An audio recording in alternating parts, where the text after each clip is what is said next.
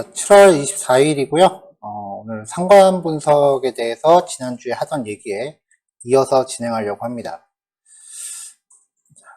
자, 지난 시간에 우리가 상관 분석이라고 해서 이제 두 가지 변수 간에 얼마만큼 밀접한 관련이 있는가를 알아보는 분석 방법이다라고 했었어요. 그래서 이제 그 피어슨 상관 분석이라는 걸 먼저 했습니다. 피어슨 상관 분석은 데이터가 이제 서로 숫자 형식인 경우에 이렇게 관련이 있는 거고요. 그 다음에 피어슨 상관 분석의 한계는 이 관계가 선형일 때밖에 분석을 못해요. 그러니까 만약에 관계가 그 2차원, 그 2차 그래프요. 그러니까 이제 곡선형으로 그 비례하거나 뭐 그런 식으로 될 때는 얘는 설명력이 굉장히 떨어져요. 그래서 이제 대부분의 통계치들이 이제 선형인 관계를 많이 그 전제를 하고 진행을 합니다.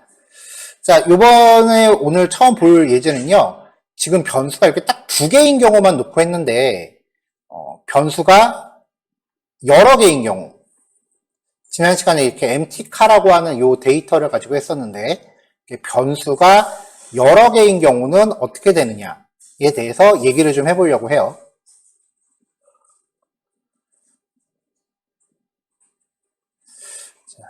자, 지금 여기서 VSAM 기어, 그 다음에 이제 마지막 변수, 얘네들은 그 서열이나 뭐 그런 거는 명목형 변수이기 때문에 얘네들은 그 피어슨 상관 분석의 대상에서는 제외됩니다.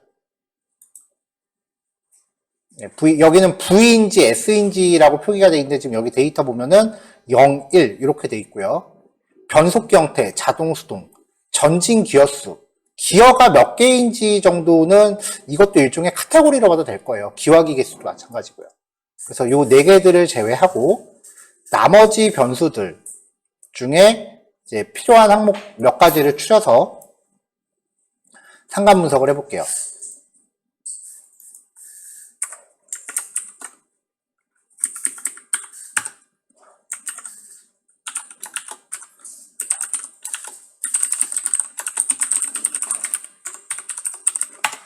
자, 여러 변수의 상관 분석입니다.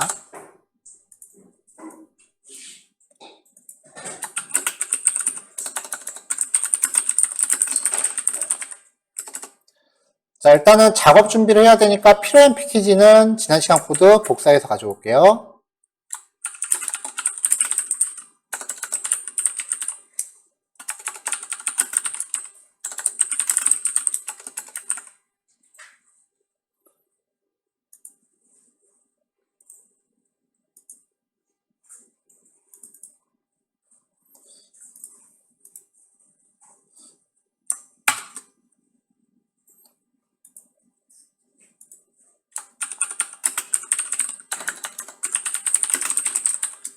자, 데이터는 지난 시간에 마지막으로 사용했었던 그 자동차 데이터를 재사용할 겁니다.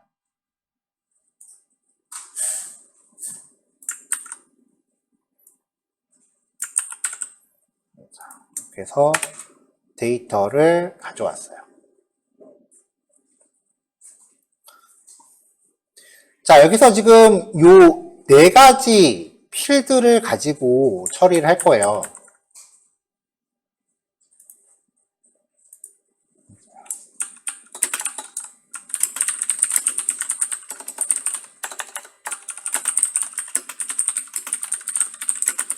그래서 분석 대상 컬럼만 추출할게요.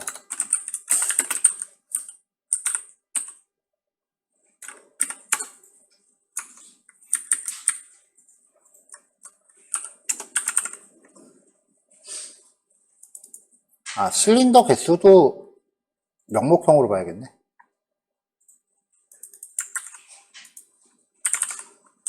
DISP, HP,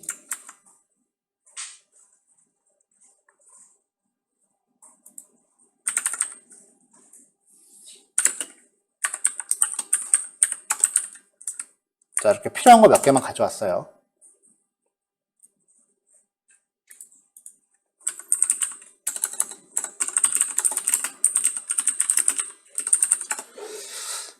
자, 얘네를 가지고 이제 상관 분석을 한다라고 하면 MPG랑 DISP를 분석하고 DISP랑 HP 분석하고 HP랑 그 다트 분석하고 얘랑 얘 분석하고 얘랑 얘 분석하고 다시 얘랑 얘 분석하고 한꺼번에는 안 돼요. 산점도 그래프는 근데 한꺼번에 그리는 거를 제공을 해줘요.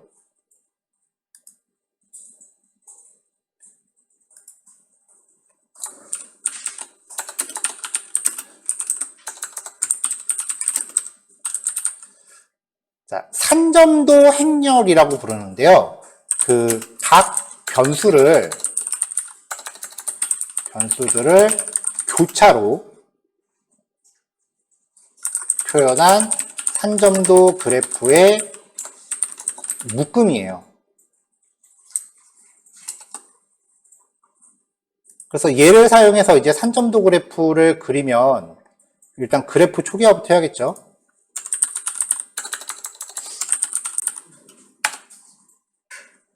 자, 그래프 초기화 했고요. 근데 산점도 그래프는 사이즈가 좀 많이 크거든요. 그래서 사이즈를 좀 여유 있게 주세요. 그리고 웬만하면 정사각형으로 주시고요.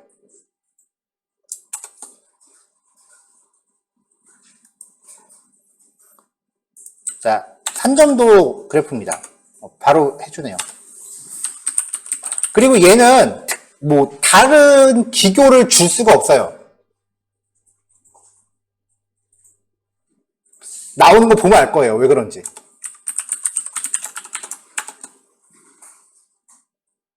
일단 시간도 오래 걸려요. 이렇게 나와요. 모든 변수들에 대해서 교차점을 보여주는 거고 요 가운데 대각선으로 들어가는 거는 히스토그램이에요.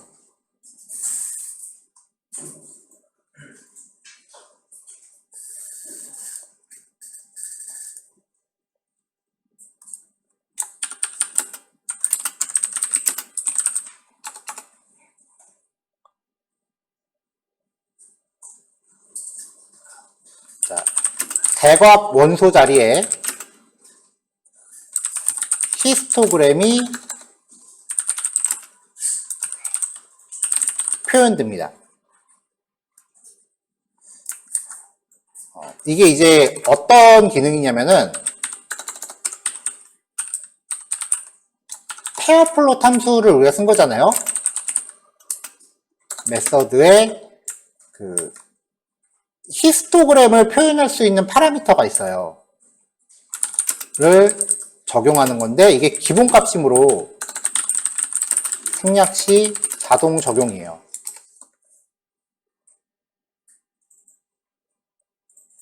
자, 그럼 옵션을 좀 써볼까요?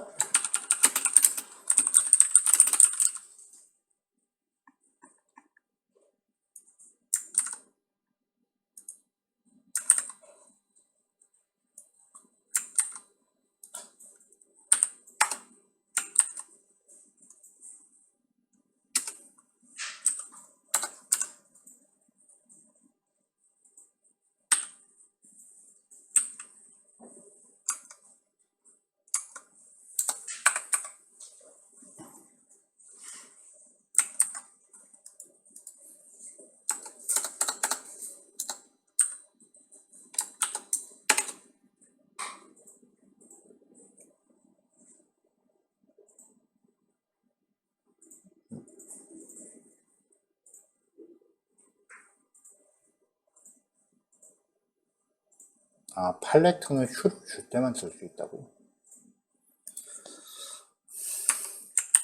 자, 팔레트에 들어갈 수 있는 파라미터는 이제 이렇게 기본적으로 6가지가 지원이 되고요. 그 다음에 그래프 종류의 히스트라고 하면은 히스토그램이 나오는데 이게 이제 KD라고 하면은 대각선의 커널 밀도 분포 표시를 할 수 있게끔 되고요. 만약에 얘네를 이제 범주별로 나눠야 된다. 데이터 필터링 할 때 조금 더 다르게 해볼게요. 보면은 두 가지로 나누는 게 VS가 좀 더 낫겠네.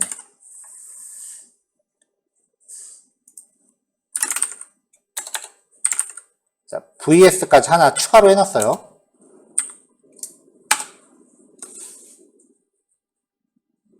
자, 이걸 가지고 이제 그래프를 그냥 그리면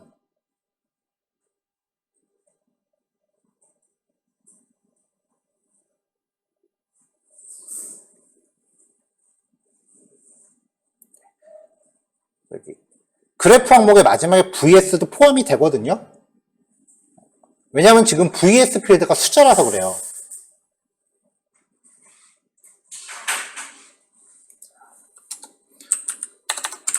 df2의 vs는 L타입 카테고리로 바꿔서 다시 해볼게요.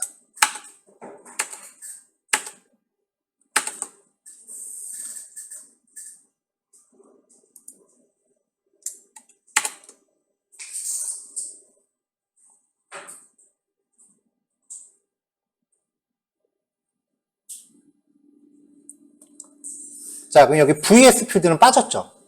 카테고리 타입은 지가 알아서 걸러냅니다.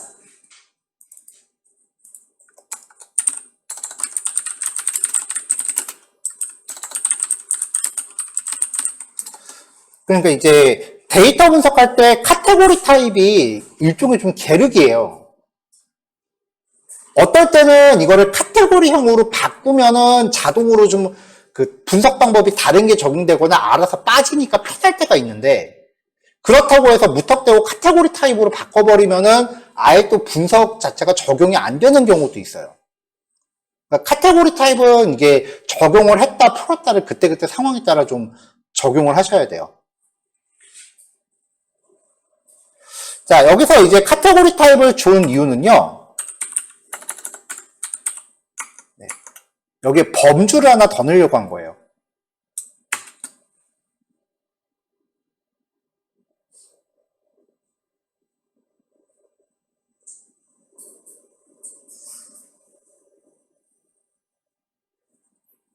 자, 그러면 이제 각각의 산정도 그래프가 표시되면서 범주에 맞게 색깔 구별도 되죠.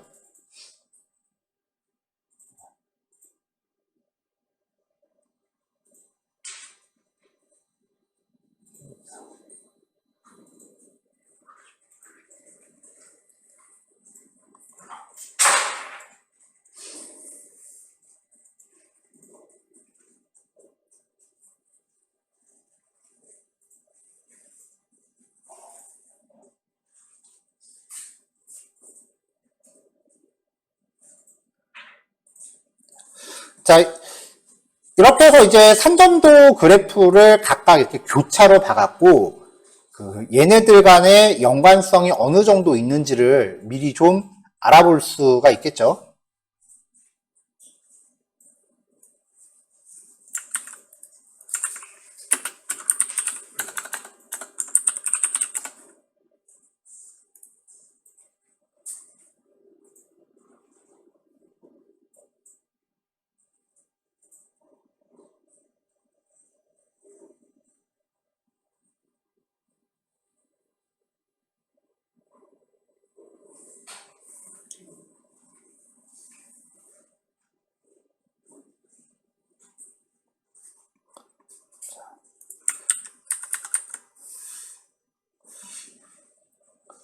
자, 지금 여기를 보면은요, 그, MPG와 그 다음에 QSEC 간의 관계. 요거랑, 그 다음에 여기 QSEC와 MPG 간의 관계. 사실상 여기 대각선 끝에 있는 게 같아요. 교차로 분석하는 거니까.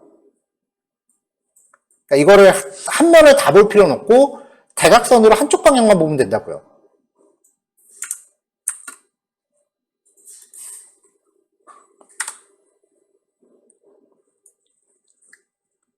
얘랑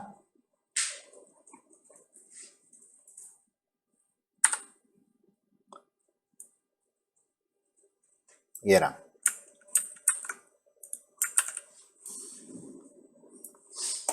자, 제가 지금 스크린 캡처를 떠서 같은 화면을 놨는데 사실상 이게 같은 거예요. 가로세로만 바뀐 거지. 얘는 X가 MPG고 Y가 이제 QSC인데 얘는 Y가 QSC고 X가 MPG인 거죠. 자, 그래서 이 그래프의 면적을 응용할 수가 있어요. 옵션을 잔뜩 줘봅시다.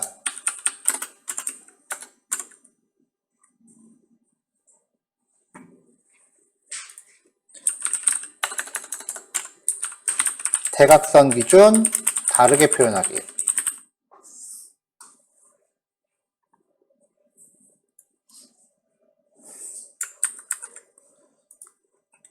자, 어떻게 할 거냐면은 이제 대각선 위에는 2차원 밀도 함수랑 추세선을 그릴 거고요. 아래쪽에는 3포도. 얘네가 얼만큼 퍼져 있는지 좀 약간 기상 등고선처럼 이렇게 좀 묶어져 있는 선을 그릴 거예요.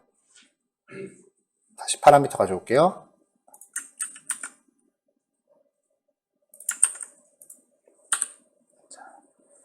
자, 얘를 리턴을 받아요. 그럼 기본적으로 이제 이 위쪽에 있는 산점도 그래프가 G라고 하는 객체에 리턴이 된 거잖아요. 얘한테 이제 넣어줘요. G.map lower. 자, SB. 스캐터 플롯.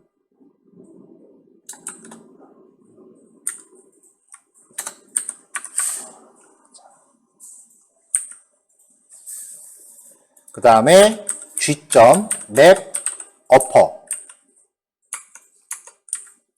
쪽에는 SB. leg 플롯.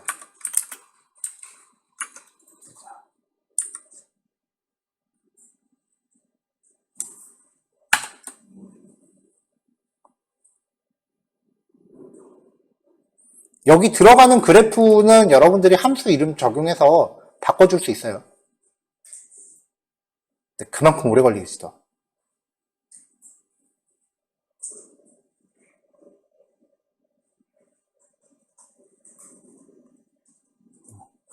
나머지 파라미터를 안 줬더니 3포도가 안 나오네.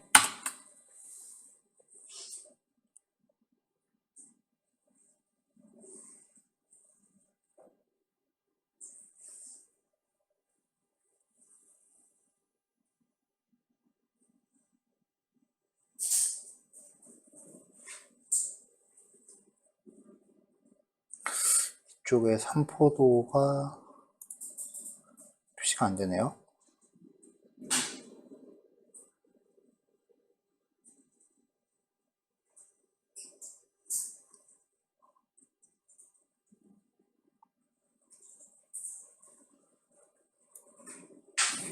잠깐만요. 파라미터를 몇 개 좀 바꿔볼게요. 제가 알고 있는 게 좀 다른 것 같아서.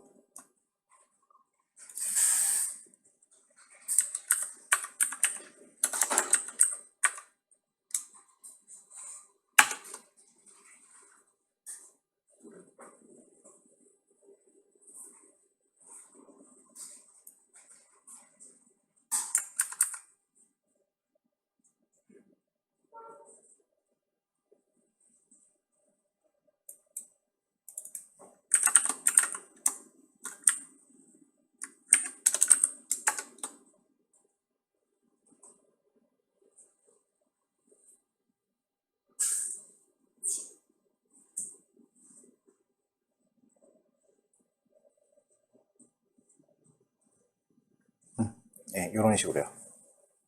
네, 이런 식으로 뭔가 좀 다양하게 옵션을 줄 수 있어요.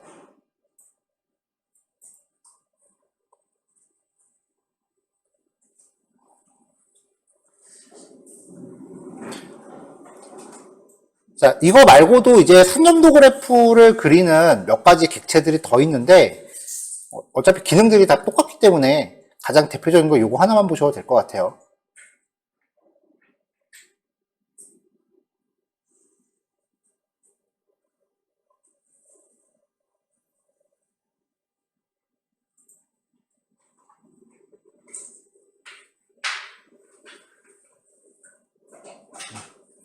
그래도 하나는 더 봐볼까요? 지금 우리가 그래프를 봤었던 게 이제 파이 플롯하고 시본까지만 봤었죠. 또 이제 새로운 패키지로 플롯리라고 하는 애가 있거든요.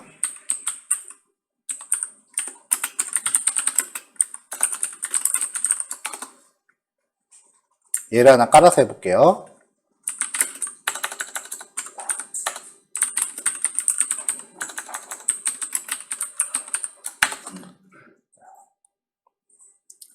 자, 이미 목표 한 반은 지금 우리가 했었던 그 시본 패키지로 이미 다 도달했어요. 근데 지금부터 하는 거는 일종의 번외편이라고 보시면 돼요.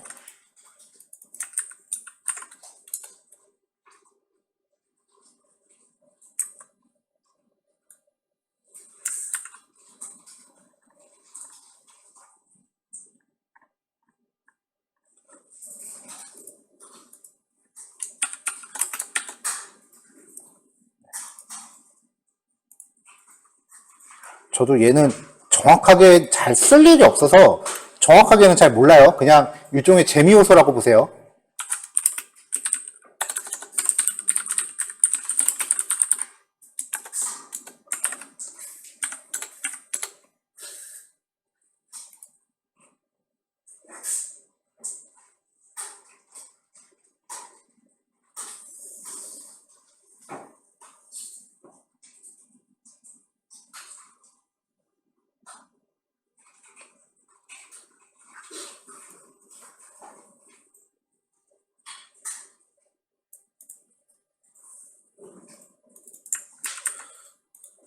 하나 더 깔아야 되나 보다. 잠시만요.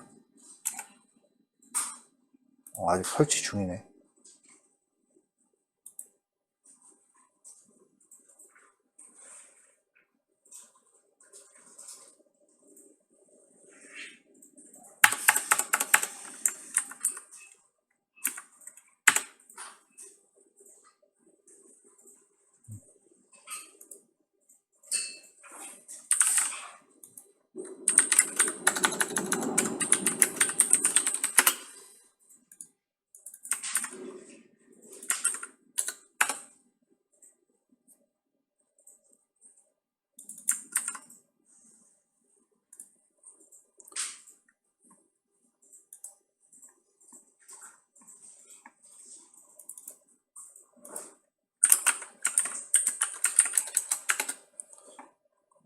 얘는 번외편이니까 아예 아래쪽에서 합시다. 사실 이거는 저도 쓸 일이 잘 없어서 그냥 레퍼런스에 나와 있는 거를 그대로 참조할게요.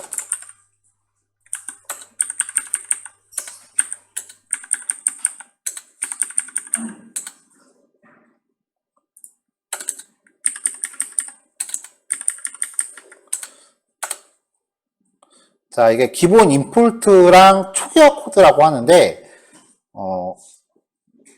이 플롯이라고 하는 애가 좀 어려우니까 얘를 레퍼링한 거, 좀 쓰기 쉽게 API를 단순화시킨 패키지를 추가적으로 갖고 온 거고요. 그 다음에 그 주피터 안에서 얘를 디스플레이 할 수 있는 인터랙티브 쉘이라는 클래스가 하나 필요하대요. 그 다음에 얘를 이제 오프라인 모드로 쓸 수 있는 기능하고 기본 설정 값들을 지정을 한다라고 합니다.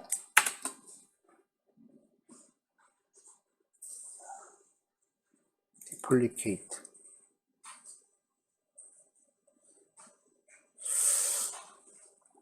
얘는 시작하자마자 뭐 이렇게 디플리케이트야.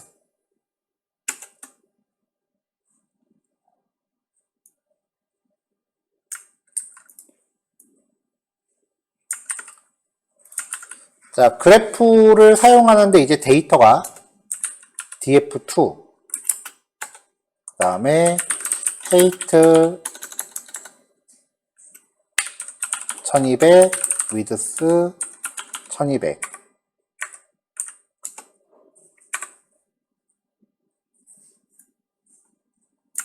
그 다음에 대각선에 뭘 그려줄지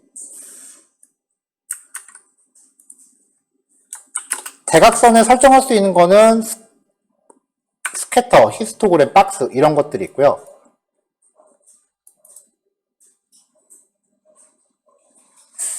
그 다음에 여기 가져온 이 아이플롯한테 피그라는 애를 줘요. 여태까지 봤었던 그래프랑은 좀 많이 다르죠?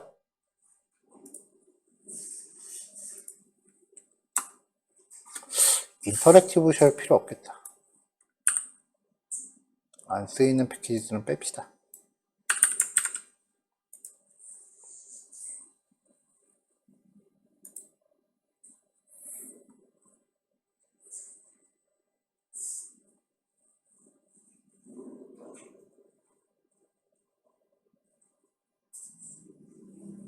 이것도 필요 없어 보이는데. 아, CF가 있구나.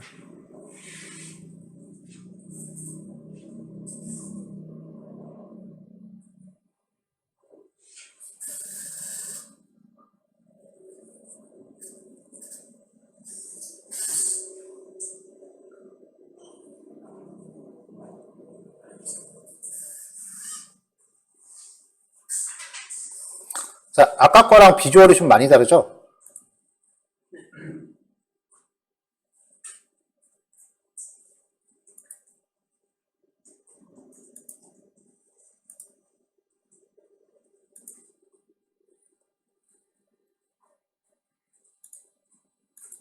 자, 얘는 이렇게 마우스를 올리면 마우스 이렇게 반응을 합니다.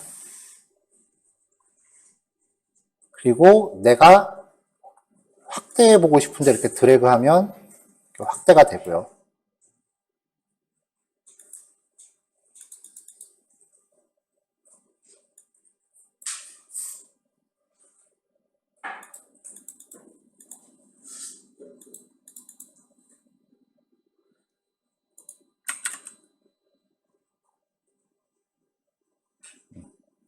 줌 버튼 같은 것도 누르면 먹는데 지금 변수가 많고 사이즈가 커서 그런지 되게 느리네요.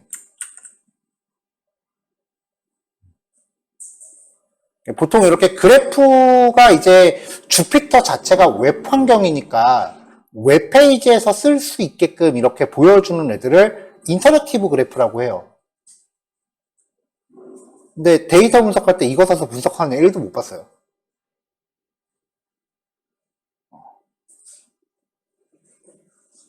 일단은 처리 속도도 되게 늦고요.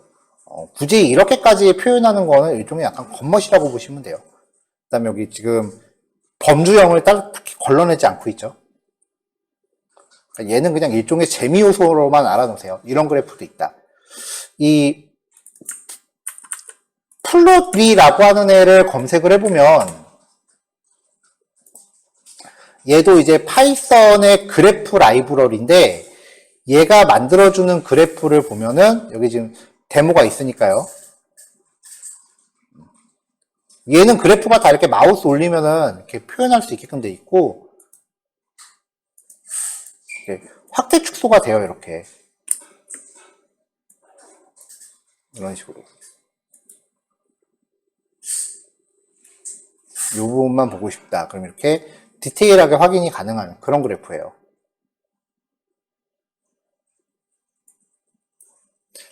그러니까 얘는 이제 반드시 주피터 안에서만 써야 돼.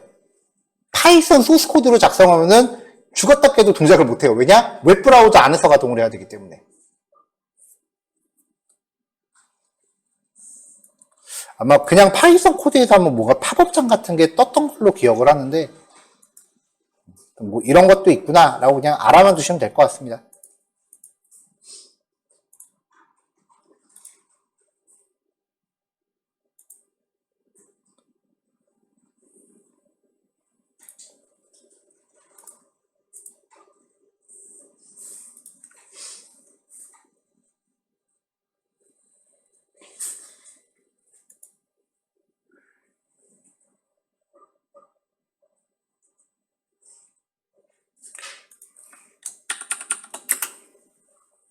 자, 그 다음에 이제 우리 지난 시간에 봤을 때 그 산전도 그래프를 그리면서 이렇게 상관계수라는 거를 봤었죠. 이렇게 나오는 애를 이제 상관계수 행렬이다라고 한다고 했는데,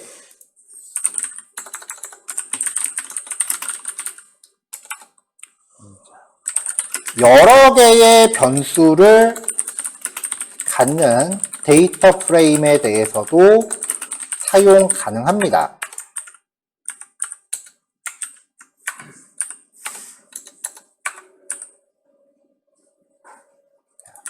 자, df2를 갖고 이제 상관계수 행렬 그리면 이렇게 쭉 나와요. 그럼 이제 요 값들을 봤을 때 얘네가 얼마나 연관성이 있는지를 알 수 있는 거죠. 근데 이쯤 되면 이제 슬슬 알아보기 힘들어진다고요. 그럼 이제 이럴 때 직접적으로 해야 되는 게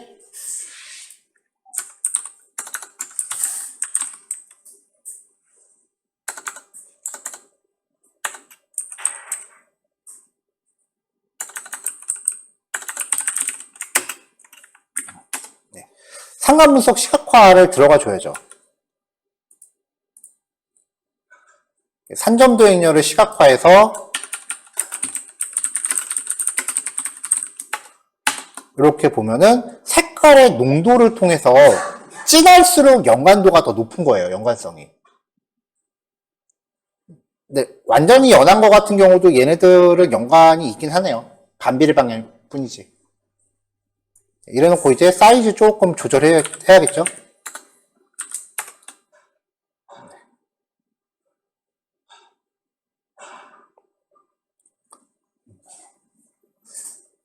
자, 지금 보면 이제 DISP하고 QSEC 얘네들 간에는 연관성이 없고요. 지금 산점도 행렬 그릴 때 보니까 VS도 같이 들어가고 있잖아요. VS는 빼야겠네요. 얘는 카테고리 타입이어도 상관없이 들어가네요.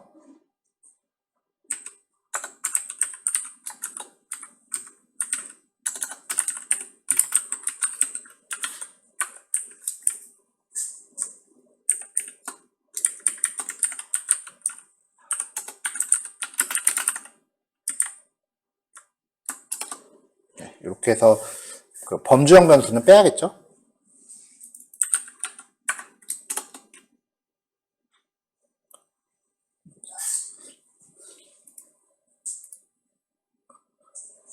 자, 그럼 이제 마지막으로 이 산점도 분석 결과를 얘는 그냥 이 수치값 자체가 분석 결과예요. 근데 이 분석 결과를 우리가 믿을만한지 믿을만하지 않은지에 대해서는 그 p-value 값을 확인을 해봐야 된다 그랬죠. 그래서 그걸 하기 위해서는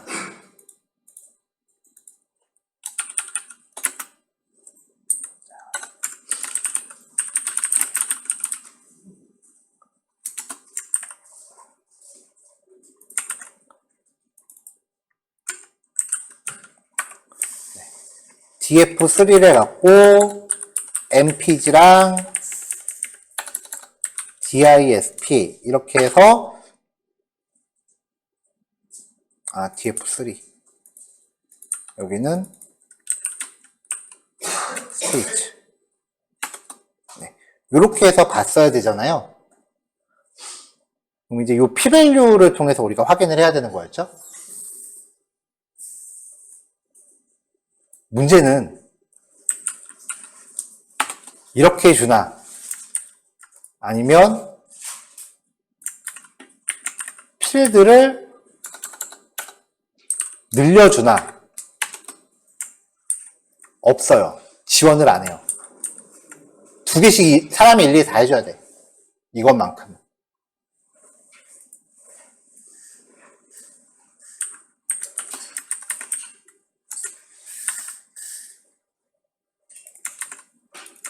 disp랑 hp랑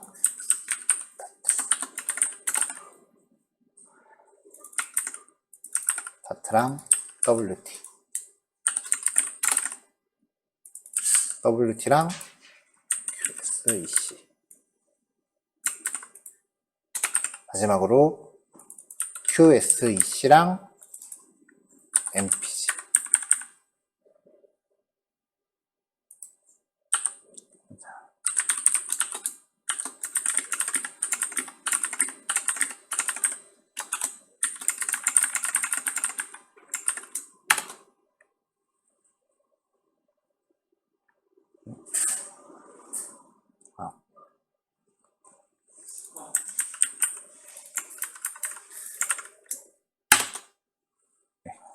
이렇게 해서 사람이 이걸 다 해줘야 돼요.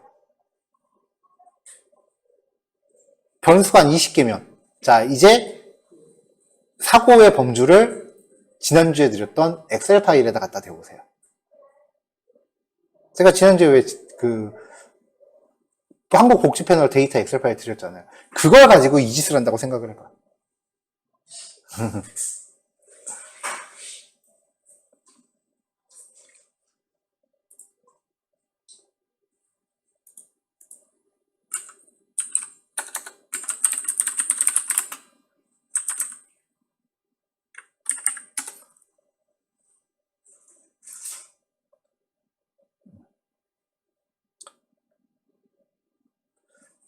근데 이 컬럼별로 얘네를 이제 상관도를 이렇게 확인하는 게, 이 뒤에 공부할 회계 분석 때문에 필요한 절차기는 해요.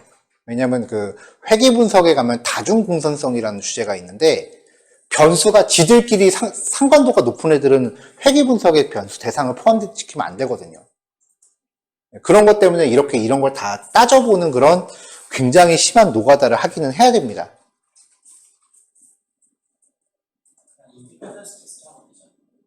야, 그걸 벌써 얘기하면 어떡하니? 그냥 일단은 기초부터 얘기를 해야지.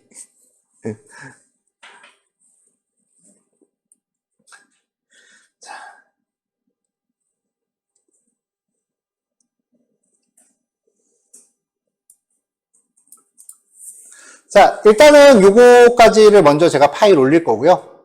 그 다음에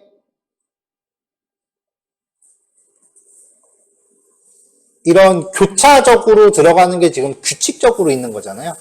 그러니까 지금 요거 같은 경우에는 함수를 만들면 반복문으로 또 저번처럼 한 번에 출력되게끔 만들 수도 있어요. 그렇게 해서 그거 하나 만들어 놓고 그 다음에 다른 방법들도 이제 하나하나 또 살펴볼 거예요.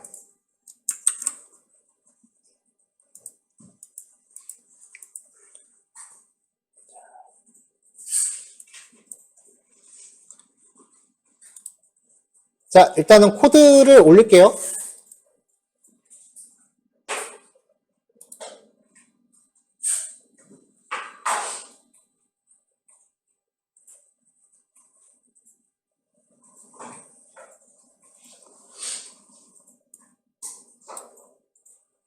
자, 올라갔습니다. 요거부터 실습하시고 다음 교시에 요 파일 뒤에 함수 호출하는 거 하나만 더 추가한 다음에 다음 거 넘어갈 거예요. 네, 조금 이따 봅시다.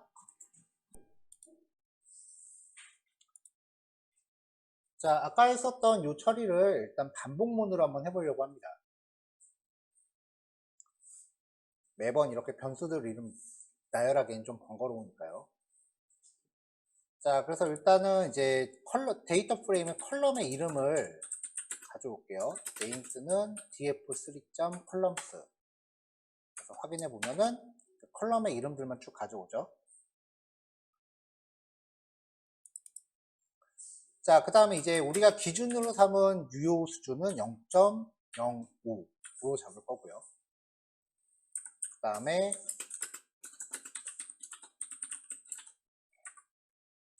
요 names의 길이를 변수에다 하나 담았습니다. 그리고 이제 결과를 누적시킬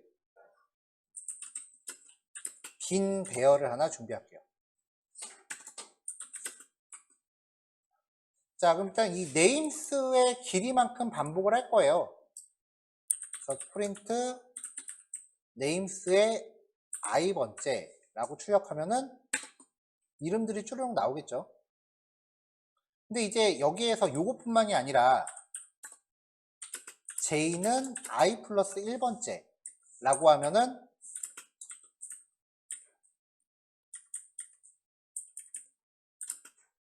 names의 j 라고 하면 요 mpg일 때 dist, hp일 때 옆에 거, 또 얘일 때 그 다음 거 하나씩 더 건드리겠죠. 근데 이대로 반복하다 보면은 마지막 거에서는 j 번째가 없잖아요.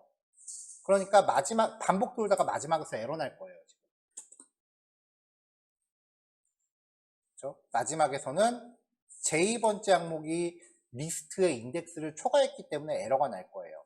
그래서 평상시에는 i 플러스 1이지만 만약에 i가 n-1보다 작다면 0번째로 취하게끔, 그러니까 i가 마지막 인덱스인 경우는 0번째로 돌아가게끔 j2의 if문을 넣습니다. 자, 이렇게 출력하면은 마지막 거 왔을 때 맨 처음에 거랑 다시 비교하죠. 자, 이렇게 만들어진 요 vs 붙은 이 제목을 뭐랑 뭐가 비교하는지는 알아야 되니까 fields라는 변수에다 넣고요. 그 다음에 피어슨 상관계수를 각각 s와 p라는 변수에다가 df3의 names i번째, df3의 names j번째로 비교할게요. 결과는 이 p값이 우리가 정한 0.05보다 작은지만 보면 되겠죠.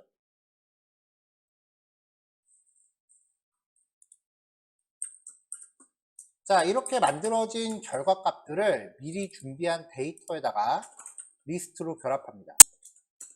그래서 데이터 출력하면은 이렇게 딕셔너리로 만들어져요. 이걸 데이터 프레임으로 만들 거예요.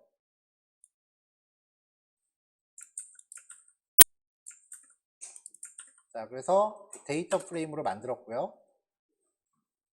여기에 fields라고 하는 거는 인덱스로 잡아주면 좋을 것 같네요. 여기 이제 set index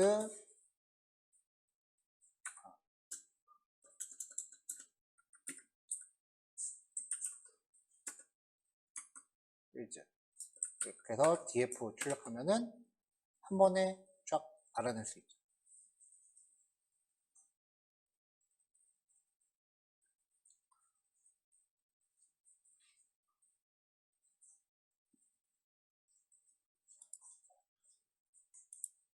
결과 데이터 프레임이니까 변수 이름을 result 데이터 프레임에서 rdf로 바꿀게요. 자, 얘를 이제 만들기 위해서 이 데이터 프레임이라고 하는 클래스를 위쪽에서 임포트를 하나 추가해 줬고요. 자, 이제 반복문으로 만든 거 확인했으니까 얘를 이제 함수에다 넣읍시다. 헬퍼에다가.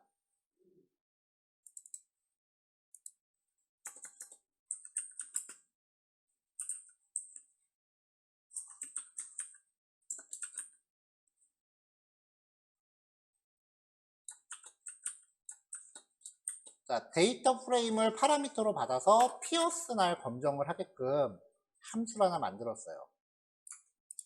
자, 여기서는 지금 아까는 df3를 썼는데 파라미터 df라고 바꿨으니까 df3만 바꿔서 이렇게 변수 이름 바꿔주면 되고, stage.pierce 날 얘가 지금 임포트 안 돼 있네요.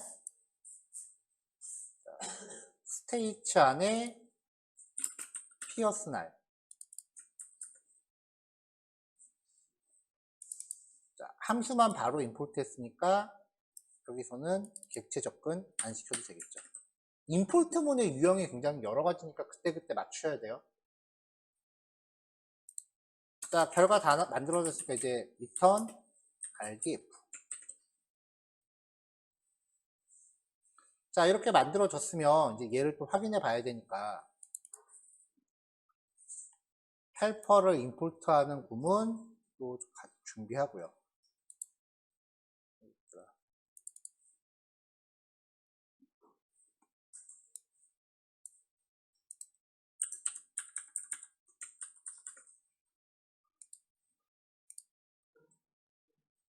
그러네요.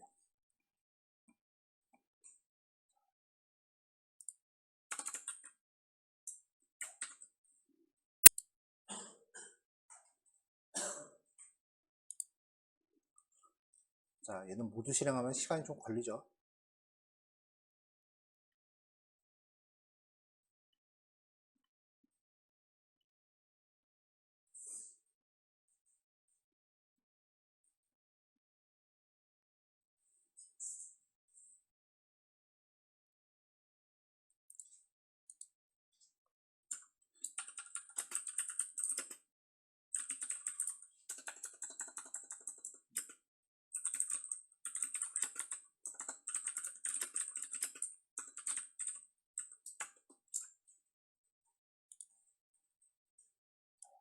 위쪽에 임포트 할 때 함수 이름을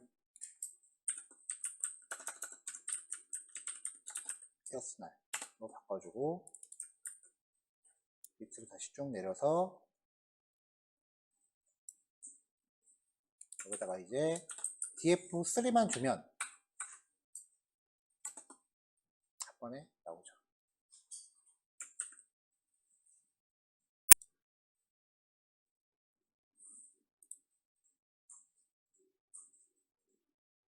자, 피어슨 상관 분석은 여기까지 마무리할 거고요. 이거 40분까지 시간 드릴 테니까 이거 완성하세요.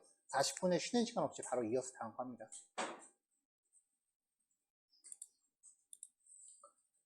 자, 다음 거 넘어갈게요. 자, 이번에 이제 상관 분석 마지막으로 스피어만 상관 분석이라고 하는 건데요.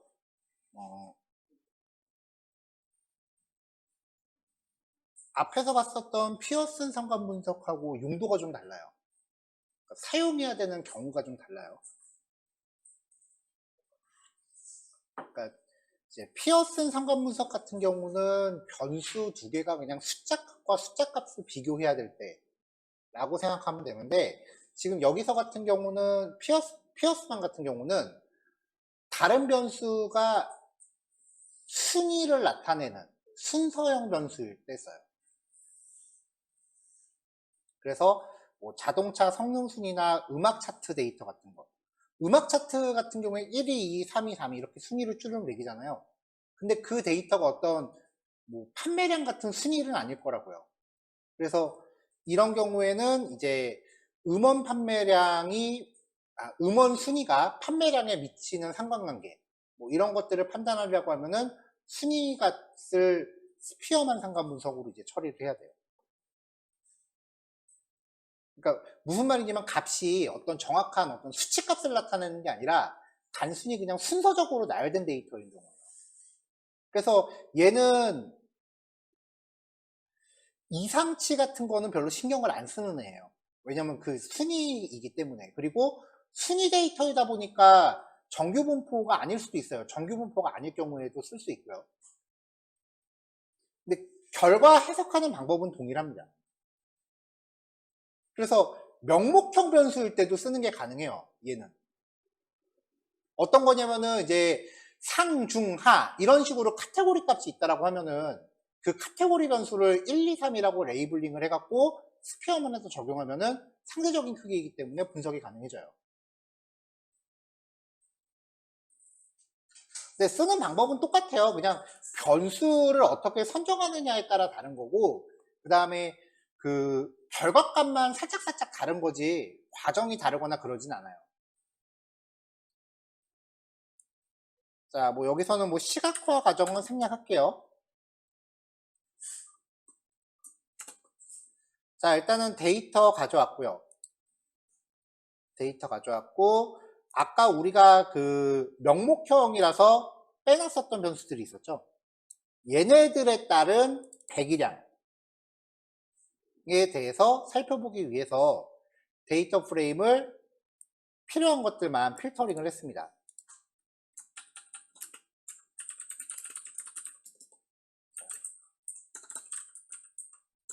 종속 변수 mpg와 그 다음에 명목형 변수들을 추출했어요.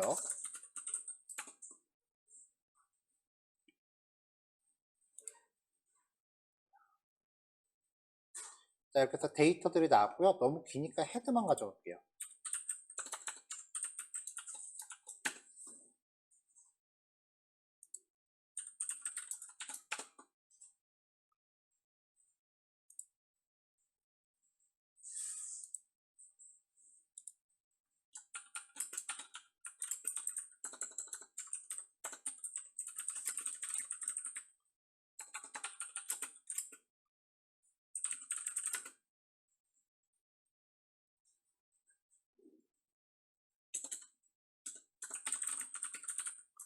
자, 상관행렬을 볼 때는 데이터 프레임으로 이제 지금 위에 거는 피어슨이고 아래 거는 스피어만이거든요.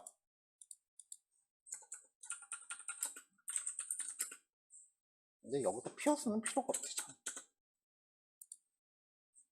지우기 전에 보면은 값이 살짝 달라요.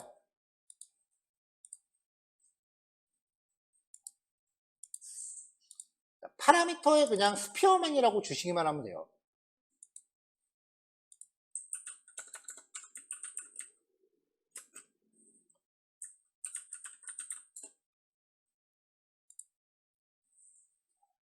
자, 그럼 이제 이걸 통해서 우리가 그 상관행렬을 알 수 있고요.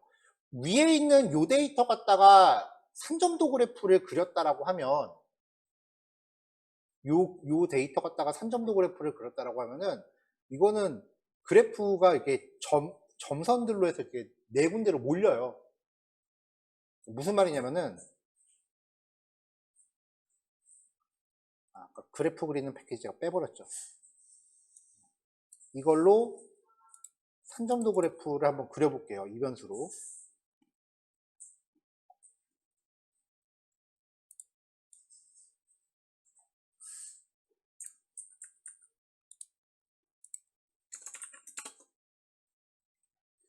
이 명목형 변수들을 갖고 이제 그래프를 그려보면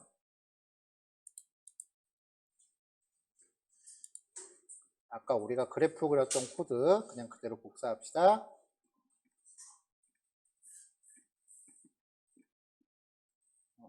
이거구나.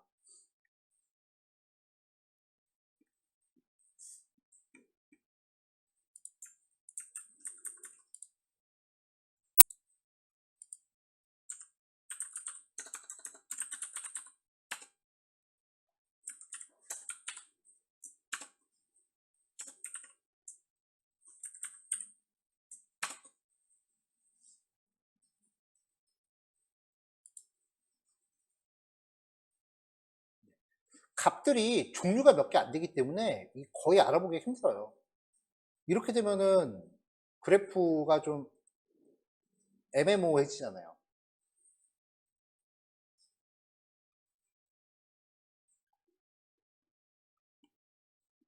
위에다가 제목을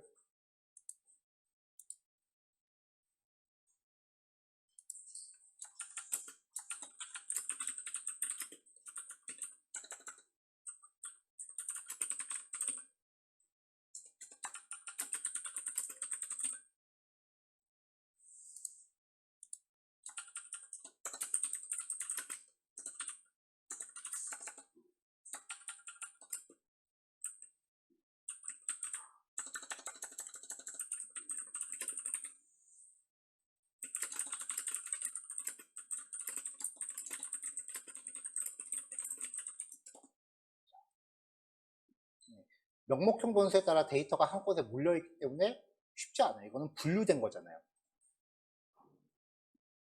근데 스피어만 상관 분석은 이 데이터들을 지가 내부적으로 상대적인 수치로 다 바꿔서 계산을 해요.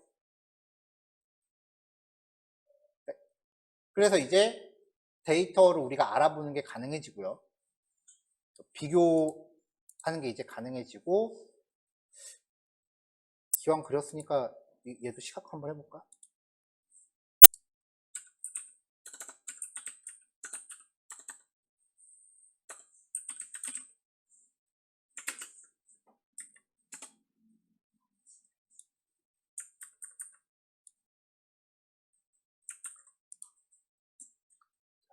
자, 얘도 이제 히트맵으로 표현은 가능하고요.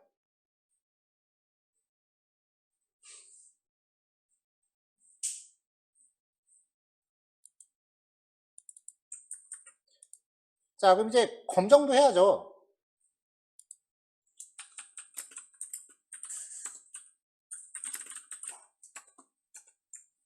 자, 아까 우리가 스테이트도 이제 가져왔죠? 네, 스피어만 R이라고 안 하면 돼요. 쓰는 방법은 똑같아요. 그러면 결과가 이렇게 떨어지니까 이 결과를 해석하면 되겠죠. 자, 그럼 얘도 이제 변수별로 여러 개 해야 되니까 요거 아까 했었던 거 그대로 하나 복사해서 처리 로직은 똑같아요. 함수 이름만 바꿔주면 돼. 스피어만 R로. 이걸로.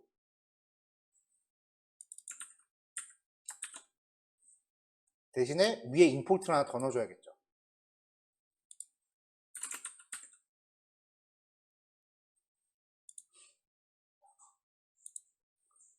자, 헬퍼 들어왔으니까 이제 헬퍼를 위한 임포트 코드 추가할게요.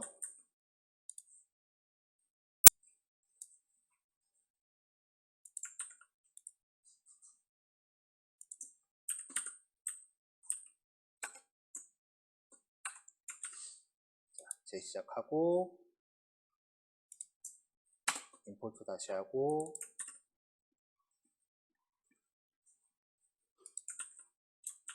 df2라고 하면은 위에 거 다 실행해야 되는구나.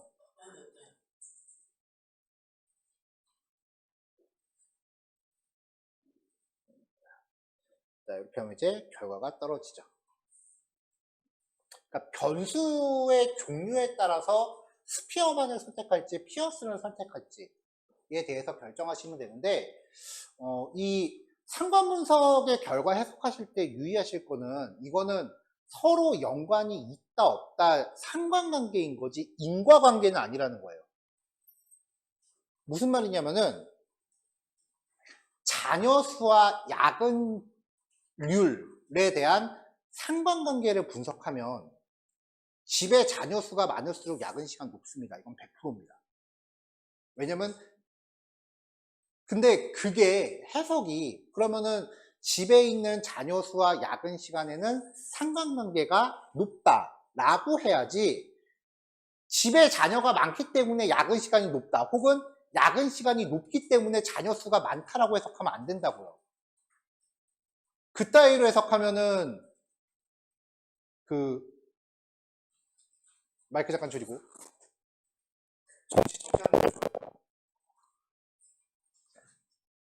자, 그러면 생각을 해봐요. 야근 수가 높을수록 집에 자녀 수가 많다. 그럼 우리 모두 다 같이 야근합시다가 돼요. 그렇죠? 인과관계는 아니에요. 야근 시간이 높다라는 거는 집에 자녀 수가 많으면 그만큼 결혼 시간도 오래됐을 테니까 대출 이자도 높을 거고 애들 학비도 벌어야 되고 여러 가지 요인이 있는 거지 이걸 인과관계로 해석하시면 안 된다는 거예요. 그거는 꼭 명심하세요. 그게 상관관계에서 제일 중요한 얘기예요.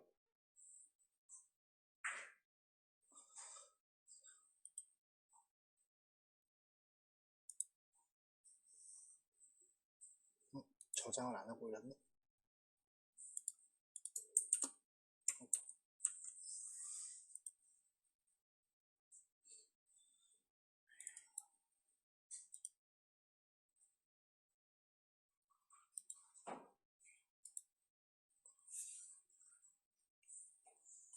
자, 요거 실습하셔서 오전 수업 마무리할 거고요. 딱히 연습 문제는 여기 스퀘어만 상관 분석은 준비를 안 했어요. 이제